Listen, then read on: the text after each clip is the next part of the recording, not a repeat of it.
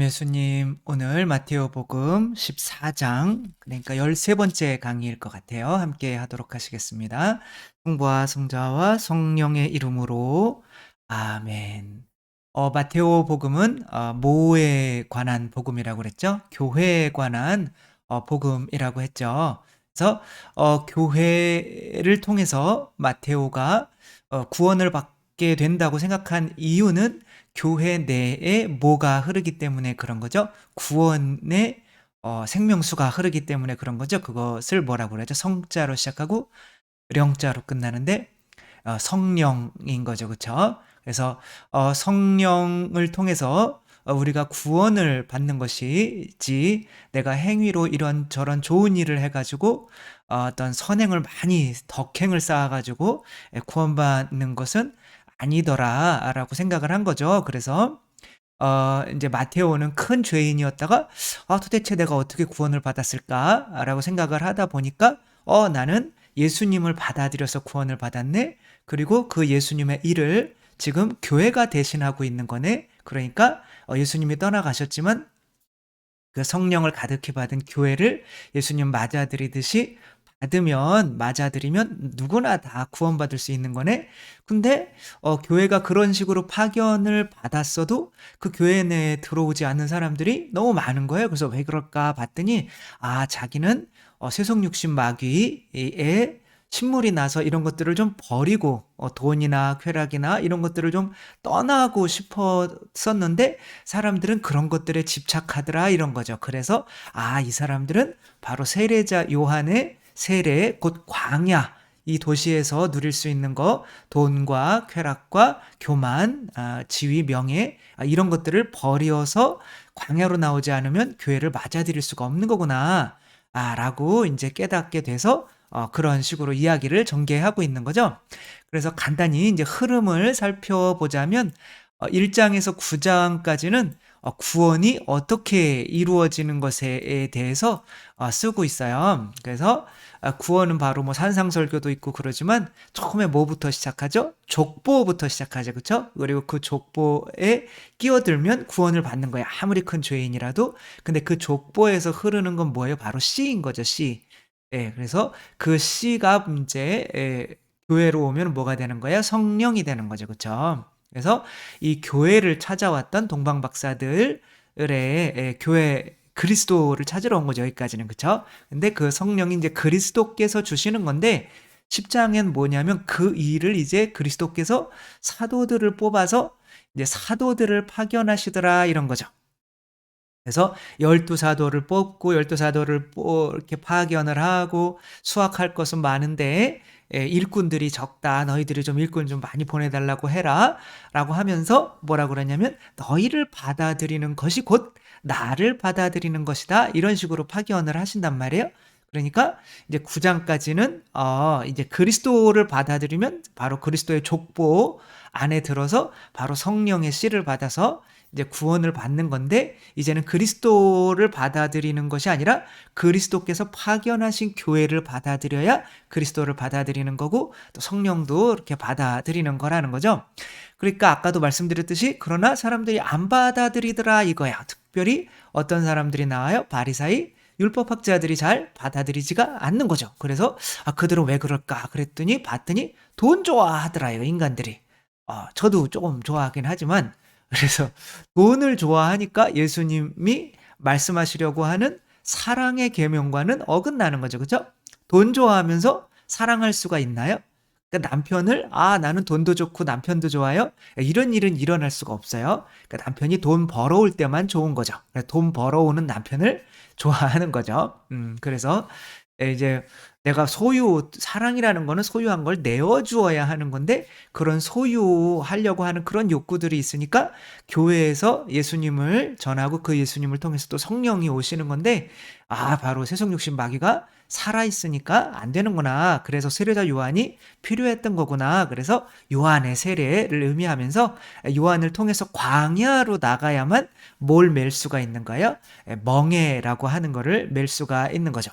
근데 예수님이 매주는 멍에인 거죠. 그죠? 우린 소인가 이제, 그죠? 그래서 그분이 서로 사랑해라, 이 계명을 지켜야만 하느님 나라, 하늘 나라를 갈 수 있는데, 이제 뭐 자기들 세속 욕심 마귀에 사로잡혀 있으니까 인제 그래서 그걸 가만히 보니까 그러면 예수님에게서 태어나는 사람들은 하느님의 자녀인데 분명히 저들도 어떤 누군가의 부모의 욕구를 따르고 있을 텐데 가만히 보니까 그게 뱀인 것 같더라.'라고 해서 12 장은 바로 그 교회를 받아들이지 않는 것이 곧 심판이다라고 하는 거야. 그래서 "이들은 하느님의 자식들이 아니라 바로 독사의 자식들이다." 이렇게 이야기를 하죠. 그쵸?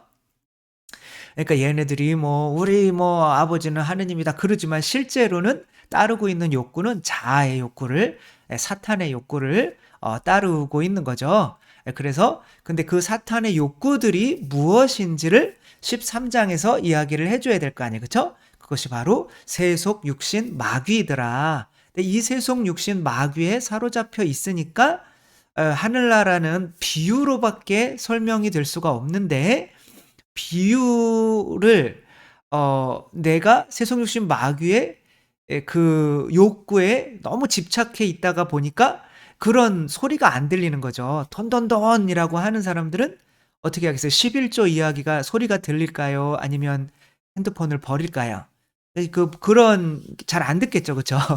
그래서 뭐 남편이 막 TV만 스포츠만 막 보고 있다가 보면 이제 "설거지 좀 해라." 이런 얘기는 들릴까요? 안 들릴까요? 잘 안 들리죠. 그쵸? 예 그래서 이런 욕구들이 바로 내 마음 안에 있으면은 '하느님 나라를 씨가 아무리 떨어져도 받아들이지 못하는구나.'라는 게 13 장인 거죠. 저번에 했던 거죠. 그쵸? 그래서 길바닥은 바로 교만, 딱딱한 아예 들으려고 하지 않는 거 인제 돌과 같은 것은 신부님 멋져요. 신부님 얘기 멋져요." 근데 인제 다음에 물어보면 "뭐요?" 이렇게 하는 거죠. 금방 피었다가 금방 시드는 거. 그다음에 인제 마귀 그러니까 세속이죠. 돈이죠. 그 가시 이 밭에 떨어지면 쪼금 자라기는 하더라도 십계명에서 딱 걸려 11조에서 딱 걸려 버리는 11조? 안 듣는 게 낫겠다. 전신문의 거는 뭐 이렇게 가는 거죠. 그쵸? 그리고 또 인제 그것들이 우리 안에 아무리 좋은 밭이라도 이렇게 섞여 있으니까 30 배, 60 배, 100 배의 인제 이런 열매를 좀 차별이 되게 맺게 된다 이런 거죠. 그래서 귀를 열어야 되는데 인제 귀를 마테오복음에서는 어떤 식이냐면 바로 이 어떻게 돼요? 이 귀라는 게 바로 이게 인제 회개를 의미하는 거예요, 회개. 음. 회개를 의미하는 거고 눈이라는 게 바로 이 마테오복음에서는 믿음을 의미해요. 인제는 14 장부터는 이제 회개한 사람이 믿음을 어떻게 갖는지 믿음이 뭔지에 대해서 설명을 하거든요. 그러니까 믿음을 가졌으면 이제 뭐 하는 거예요? 선포를 하는 거죠. 그쵸? 어. 그러니까 이제 순서가 회개를 하고 믿음을 하고 인제 선포로 인제 하는 이런 식으로 인제 구성이 되어 있다라고 하는 거죠. 그래서 14 장을 보면 이제 어떤 이야기들이 나오냐면 텍스트를 본문을 읽어가기 전에 어떤 내용이 나오냐면 먼저 뭐를 하죠? 그쵸? 먼저 세례자 요한이 나오죠. 그쵸? 그러니까 "회개해라. 세속 욕심 마귀를 버려라."라고 하는 세례자 요한이 인제 그 누구죠? 헤로데 안티파스에게 인제 죽임을 당하는 거죠. 헤로데 안티파스는 아무리 헤로데 그 요한이 좋고 요한의 이야기를 잘 들어 주려고 했어도 인제 자기가 집착해 있는 것들이 이게 바로 헤로디아하고 인제 헤로디아의 딸 살로메죠. 필리포스라고 하는 자기의 인제 동생 사촌 동생이죠 인제. 그러니까 배다른 동생에게 아내가 있었는데 그 아내를 가로챈 거죠. 그래서 인제 그 춤을 추어 가지고 이제 헤로데의 머리 헤로데가 아니라 요한의 머리를 좀 달라라고 해 가지고 인제 요한이 죽게 되는 거죠. 이게 뭐냐면 세속 욕심 마귀에 사로잡혀 있으면 회개를 먼저 해야 되는데 귀를 열어야 되는데 귀를 열지 못하고 귀를 인제 막아 버리게 된다. 요한을 죽이게 된다. 그런 이야기인 거고 그런 다음에 믿음이라고 하는 것은 바로 어떠한 것을 의미하는 건지는 인제 5천 명을 먹이신 기적과 또 어떤 이야기가 나오냐면 베드로가 물 위를 걷는 이야기가 나오고 이제 그러고 끝나는 건가요? 그다음에 예.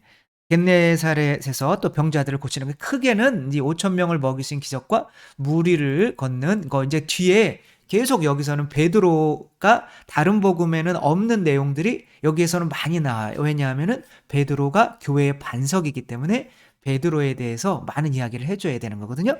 그거는 이제 본문을 한번 읽어보면서 차근차근히 한번 살펴보도록 하겠습니다.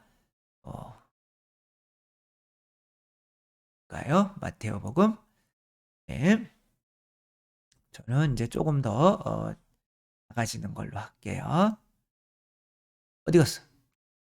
너무 숨어버리면 안 되고. 한번 볼까요? 자, 헤로데가 예수님의 소문을 듣다. 그때 헤로데 영주가 예수님의 소문을 듣고 시종들에게 그 사람은 세례자 요한이다. 그가 죽은 이들 가운데 되살아난 것이다. 그러니 그에게서 그런 기적의 힘이 일어나지 하고 이제 말하는 거죠. 그쵸? 여기에서, 그가 이제 기적의 힘이 그에게, 기적의 힘이, 근데 그들이 항상 요구했던 게 뭐예요? 표징이죠. 그쵸? 근데 표징이 일어난단 말이에요. 그러니까 표징이 일어나도 이들은 뭘 하지 않았기 때문에, 세례자 요한이 뭐라고요? 회개를 하지 않았기 때문에 표징이 일어나도 그냥 그런 세례자 요한이 살아난 거다라고 하는 이런 핑계로 이제 끝나고 만다는 거죠. 이제 세례자 요한의 죽음에 대해서는 뭐 다 읽지 않고 이야기만 해드리면 헤로데가 잔치를 벌이죠. 근데 이제 동생 필리포스의 아내 헤로디아가 여기 동생은 진짜 친동생이 아니라 이제 배다른 동생을 의미하는 거야. 그래서 그때 말로는 뭐 예수님의 형제들이 있다고 해서 성경에 그 예수님의 형제들이 다 예수님 마리아로부터 낳은 것이 아니라는 이야기는 그때 당시로는 그냥 형제들이면 사촌까지 다 그 말로는 형제들이었던 거예요. 그래서 여기서 동생이라고 하지만 친동생은 아닌 거고요. 그래서 헤로디아의 일로 이제 요한을 붙잡아 이제 뭐라고 그러니까 두었었는데, 그러니까 이제 요한이 헤로데에게 그 여자를 차지하는 건 옳지 않다라고 말했을 때 헤로데는 요한을 그냥 저걸 죽여 말어라고 하는데 이제 예언자로 여기고 있었기 때문에 약간 죽이기가 뭐한 거죠. 이제 그러고 약간은 존경을 하고 있었던 거죠. 근데 이제 헤로데가 생일을 맞아서 이제 헤로디아의 딸 이게 살로메죠, 그렇죠? 춤을 추었는데 너무 잘 춘 거죠. 그러니까 내가 청하는 거는 뭐든지 주겠다라고 했더니 이제 그 소녀가 엄마한테 가서 뭘 청할까요? 이렇게 얘기했더니 세례자 요한의 머리를 쟁반에 담아서 달라고 해라 라고 하니까 이제 임금은 괴로웠을까요? 과연? 그래서 임금은 괴로웠지만 이제 괴로웠을까요? 맹세까지 하였고 또 손님들 앞에서 그렇게 해주라고 명령하고 사람들 앞에 감옥에서 그의 목을 베게 했다. 이와 비슷하게 생각나는 사람이 있지 않아요? 누구예요? 바로 예수님을 심판했던 빌라도죠. 그쵸? 이들이 예수님에 대해서 다 좋은 감정들을 가지고 있어요. 그렇지만 이들이 결국에는 믿지 못하게 되는 것은 바로 세속육신 마귀를 버리려고 하지 않았기 때문에 그런 거죠. 그런 거를 계속 행복이라고 여겼기 때문에 그런 거죠. 그래서 이렇게 이제 세례자 요한이 이제 죽게 되는 거죠. 그래서 여기에서 나타내려고 하는 거는 그 전의 것을 종합하려고 하는 거죠. 이들이 아무리 원해도 세속육신 마귀를 이제 계속 좋아하고 있으면 씨가 아무리 떨어져도 뿌려져도 거기서 열매를 맺지 못한다. 근데 이제 5천 명을 먹이신 기적에서는 이제 열매를 맺는 사람들 이야기를 하는 거죠. 그래서 이제 요한의 제자들이 가서 그의 주검을 거두어 장사를 지내고 나서 이제 예수님께 가서 알리는 거예요. 그랬더니 예수님이 이 말을 듣고 거기에서 배를 타시고 따로 외딴 곳으로 물려가셨어요. 그러나 여러 고을에서 그 소문을 듣고 군중이 육료로 그분을 따라 나섰어요. 여기서 제일 중요한 거는 외딴 곳이라는 거예요. 바로 외딴 곳이 어디겠어요? 외딴 곳이 바로 광야를 의미하겠죠. 그렇죠? 먹을 것이 없는 광야. 네. 그러니까 이 사람들은 이제 도시라고 하는 곳을 떠나서 온 거예요. 도시는 뭐가 있는 곳이에요? 세용마가 있는 거죠. 그쵸? 그래서 세속, 돈에 대한 욕심, 육체적인 쾌락에, 육체에 대한 욕심, 교만에 대한 욕심이 있는 도시를 떠나서 어디로 온 사람들이에요?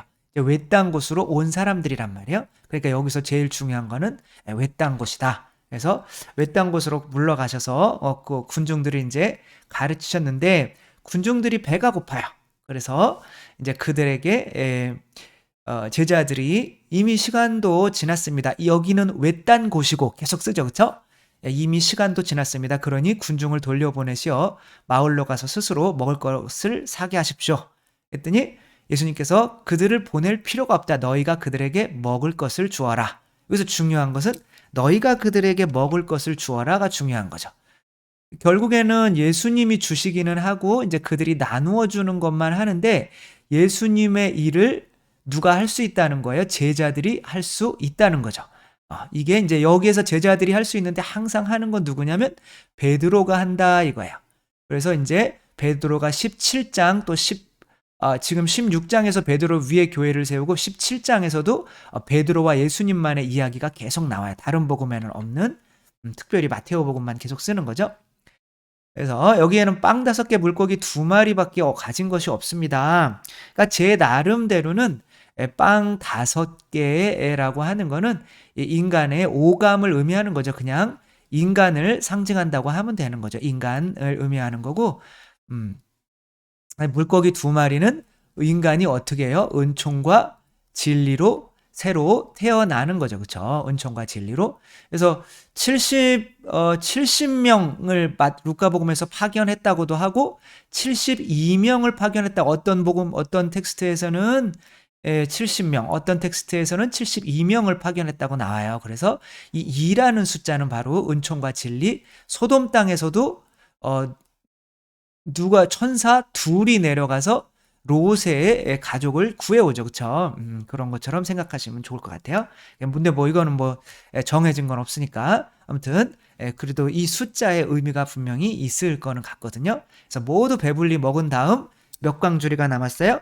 12광주리가 남은 거죠. 그쵸? 12광주리가 가득 찼다. 이게 12는 뭐예요? 하느님 백성, 그러니까 곧 뭘 의미하는 거예요? 교회다 이라는 거죠. 그쵸? 그러니까 교회에 오려면 아까 헤로데처럼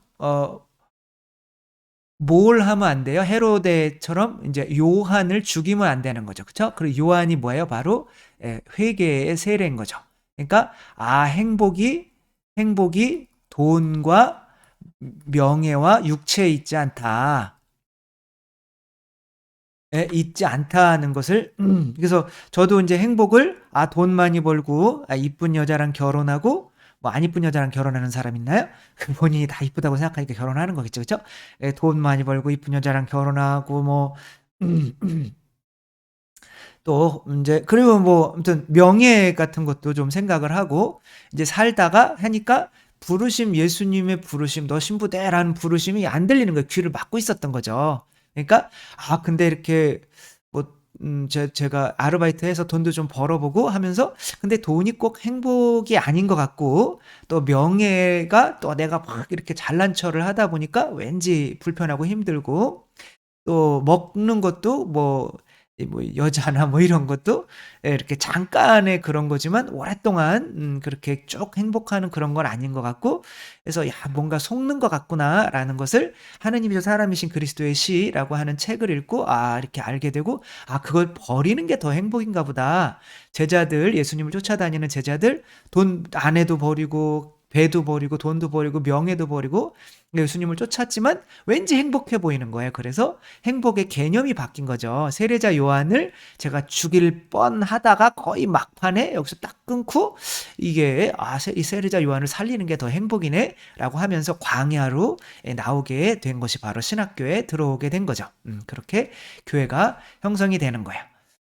근데 이제 믿음이라고 하는 것을 이제 설명을 해야 되잖아요. 교회에 들어왔어요. 교회에 있는 사람들은 이제 믿음인데 믿음이 뭐냐 도대체? 라고 할 때는 바로 물 위를 걷는 거랑 똑같다라는 거죠. 그렇죠? 예수님께서 제자들을 재촉해서 이제 사람들이 5천 명을 먹였으니까 막 예수님을 너무 좋다고 막 그럴 거 아니에요. 그러니까 그들이 예수님이 떠나가면은 계속 쫓아올 거니까 예수님이 혼자 남으셔서 그들을 좀 보내시고 이제 이들은 배 타고 먼저 가 있어라 이렇게 하신 거예요. 당신은 배도 없는데 어떻게 오려고 하셨는지 일단은 뭐 제자들은 순종해서 갔는데 풍랑이 일어가지고 배가 움직이지를 못하고 있는 상황에서 예수님께서 혼자 따로 산에서 기도하시다가 이제 제자들에게 걸어서 이렇게 오신 거죠. 그러니까 제자들이 예수님 호수 위로 걸어오는 예수님을 보고 유령이다 라고 하니까 예수님께서는 아니다 나다 두려워하지 마라 라고 하는 거죠. 그러니까 요한복음 여기서 나다라고 하는 말은 항상 에고 에임이에요. 탈출기에서 당신 이름이 무엇입니까? 라고 할 때 나는 나다 있는 나다 라고 하는 게 에고 에임이거든요. 히라버로는 그러니까 아무튼 뭐 그런 거죠. 그렇게 유령이다 라고 소리를 지르는데 여기서 용기를 내어라 두려워하지 마라 라고 하는 게 약간 믿음을 가져라 라고 하는 말과 같잖아요. 그쵸? 그러니까 용기를 누가 내요? 바로 베드로가 내는 거란 말이야.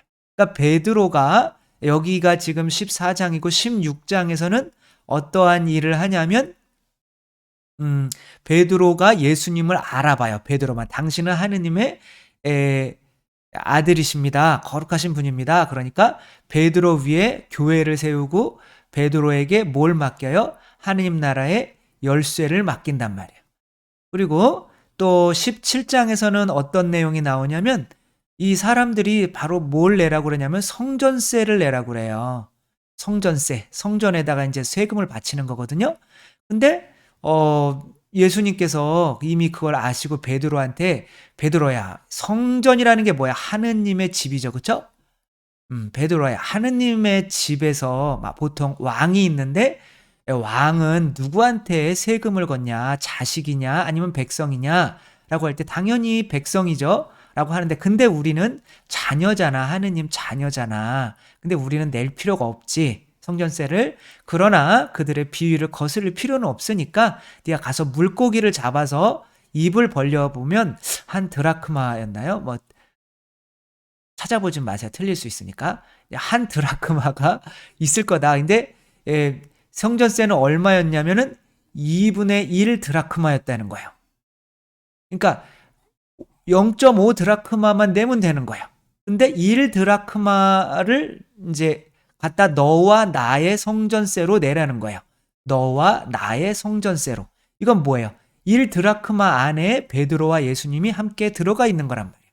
끊임없이 여기서 뭘 의미하는 거냐면 이 베드로의 믿음에 대해서 이야기할 때는 당신이 하면 나도 똑같이 할 수 있거든요 라고 하는 게 믿음인 거야.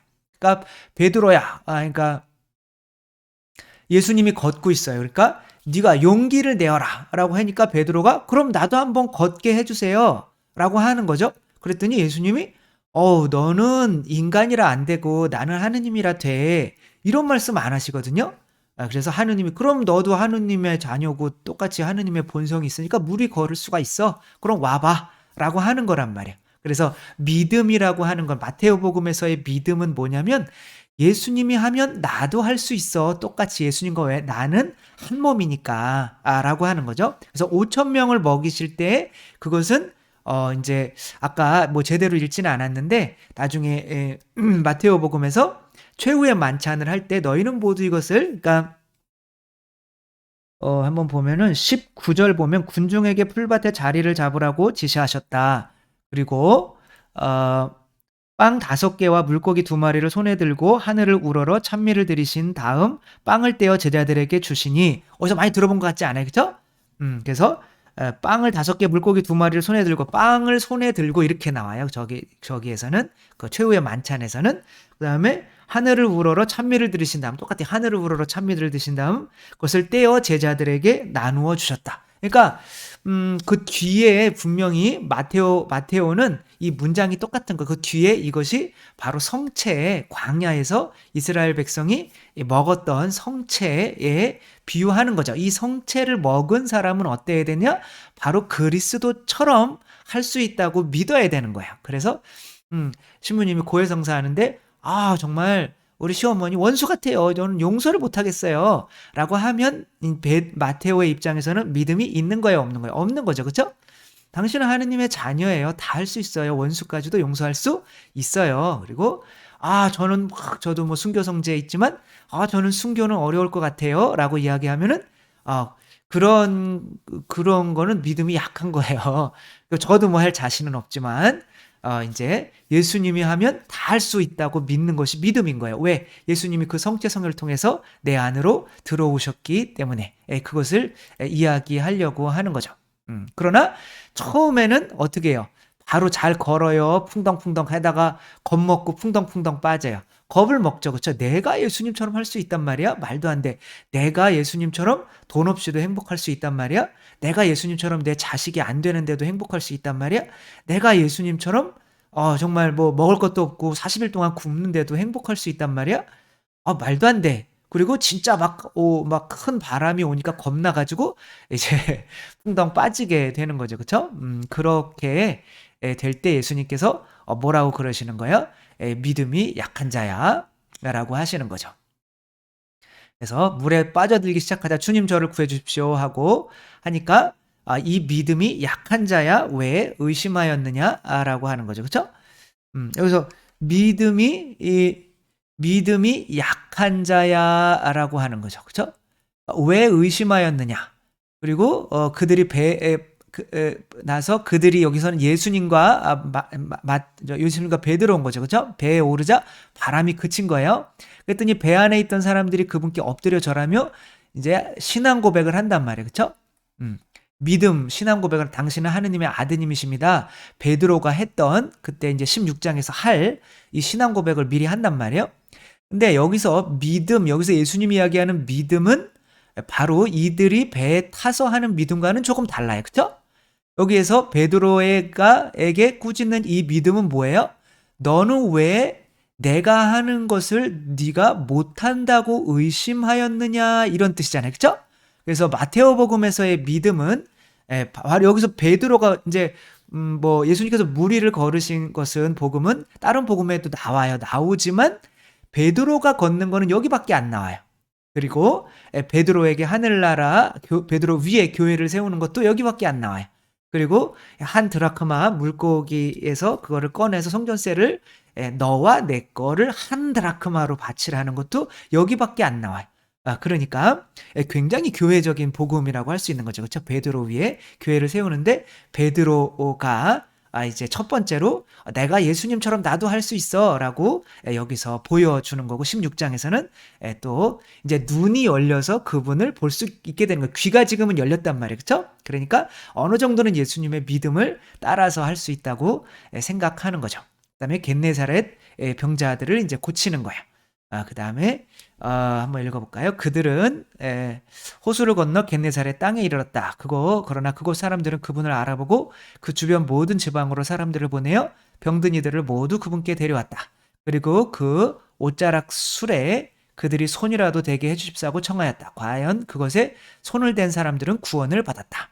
여기서 이제 마지막으로 어떻게 끝내고 싶으냐면 여기서 중요한 것은 뭐이냐면은 바로 옷자락 술인 거예요. 뭐 옷자락에 대도 되고라고 하는데 여기서 옷자락 술에 됐다는 것은 바로 그 앞에 누구였죠? 야이로의 딸 고치러 갈 때 뭐 하열병 앓는 여자 그러니까 옷자락 거기는 옷자락이 됐나요? 그러니까 옷자락 술은 누가 달고 다니는 거예요? 바로 율법학자들이 달고 다니는 거죠. 그렇죠? 율법학자들이 달고 다니는 건데 그 율법학자들이 이제 율법이 완성이 된다라고 하는 거죠. 그렇죠? 그 예수님과 하나가 되면 믿음이 있으면 뭐가 완성이 된다? 율법이 완성이 된다. 그 율법은 뭐예요? 바로 사랑이라는 거죠. 그렇죠? 그러니까 나는 원수까지 아까 걸었던 이 물이 뭐였다는 거예요? 바로 율법이었던 거죠. 그렇죠? 이거 죄가 되는 거죠. 그렇죠? 그러니까 내가 예수님은 죄에 빠지지 않고 온통 사랑이에요. 사랑인데 우리들은 어떻게 사람을 계속 사랑할 수 있냐? 말도 안 돼. 라고 할 수 있지만 우리가 예수님을 바라보면서 나도 예수님처럼 원수까지도 사랑할 수 있어 라고 믿으면 죄에 떨어지지 않고 율법을 지키게 돼서 인제 율법 학자보다 의롭게 된다라고 인제 하는 거죠. 음. 이렇게 15장 14장을 이제 끝내고 있고 또 인제 계속 뒤에 믿음에 대해서 계속 나오는 거죠. 저는 요 무리를 걷는 걸 되게 좋아해요. 그래서 저도 인제 놀러 가면 갈릴레아 호수에서 이제 무리를 걸으려고 항상 배에서 뛰어내리려고 하는데 인제 믿음이 약한 같이 간 신자들이 자꾸 붙잡아서 한 번도 못 뛰어내렸어요. 그래 가지고 인제 제가 하도 이런 얘기를 하니까 저번에 갔을 때는 "한번 뛰어내려 보시라."고 하더라고요. 그래서 좀 "잡지 왜 그러시냐."고 그래서 바닥에다 인제 물을 뿌리고 인제 그 물 위에다가 인제 배 위에서 이렇게 걷는 걸 보여줬긴 했죠. 아무튼 우리가 그러니까 이제 그 우리들 믿음 안에 '나는 인간이야.'라고 하는 이런 믿음이 있어요. 그러니까 인간이 물 위를 못 걷는 거는 당연하다고 믿는 거예요. 그러나 예수님께서는 "너도 하느님이야. 너도 물 위 걸을 수 있어." 라고 하는 믿음을 우리에게 주시려고 하는 거거든요. "너도 하느님이야. 너도 원수까지 용서할 수 있어. 너도 하느님이야. 너도 굶으면서도 나처럼 40일 굶어도 행복할 수 있어. 너도 하느님이야. 너도 결혼 안 해도 행복할 수 있어. 결혼 안 하면 더 행복해. 이건 아니지만 안 해도 행복할 수 있어. 그리고 어 뭐 아무튼 너도 나처럼 십자가에 못 박혀서 사람들한테 모욕받고 침뱉음 당하고 그래도 행복할 수 있어. 너도 하느님이잖아. 하느님의 자녀잖아.'라고 이런 '아 그래. 예수님처럼 그럼 나도 이런 십자가 위에서도 행복할 수 있겠구나.'라고까지 믿는 게 마테오복음에서 이야기하는 믿음이고 그 믿음을 성체, 교회라고 하는 그 씨인 거죠. 이 성체가 그 교회 성령을 통해서 우리에게 들어온다는 거예요. 그러면 그 사랑의 율법, 내가 십자가의 사랑을 할 수가 있기 때문에 그 교회 안에 12 광주리에 들게 된다. 교회 안에 한 백성이 돼서 구원에 이르게 된다라고 하는 것이 이제 베드로의 교회론인 거죠. 그래서 이렇게 우리들도 이 교회 안에 불러 주셔서 "당신이 하시면 나도 할 수 있어요. 왜 나는 뭐 왜 못해요. 당신이랑 한 몸인데 성체형 했는데." 라고 이렇게 예수님처럼 예수님이 계속 우리한테 그러는 거죠. "용기를 내어라. 너도 용기를 내고 두려워하지 말고 한번 뛰어내려 봐라." 라고 지금 하고 있으니까 우리가 '아 이건 불가능해.'라고 하는 죄에서 빠져나오지 못하는 것이 있다면 '그래 나도 예수님인데 왜 못해?'라고 하면서 끊임없이 시도를 한번 해 보셨으면 좋겠습니다.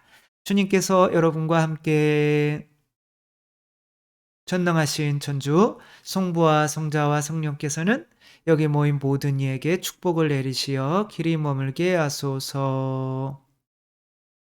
주님과 함께 가서 복음을 전합시다. 하느님 감사합니다.